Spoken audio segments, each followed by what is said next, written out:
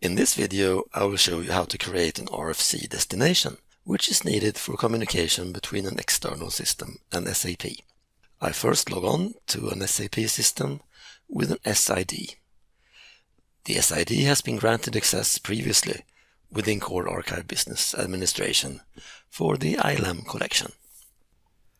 I enter a user and a password, and the user menu is opened after successful login. Now I want to set up a connection to the ILAM collection defined within Core Archive. To set up such a connection, I must use transaction SM59. I must now configure a connection to an external server.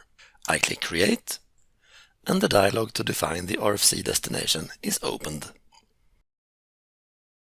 Here I specify an RFC destination name. I must also set the connection type that has to be G.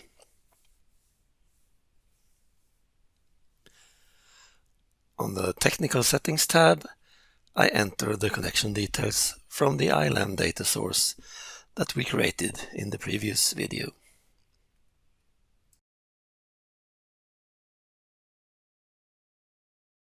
I select the Logon and Security tab and select Basic Authentication, and then I enter user and password of the ILAM user of Core Archive. The built-in ILAM user for Core Archive is provided by OpenText during the onboarding process, and then I save. I then test the connection to ensure that the settings I entered are valid. If the connection test succeeds, the RFC destination is created and available to use as an ILAM store. See the next video on how to configure this, including ILAM audit area and ILAM policy.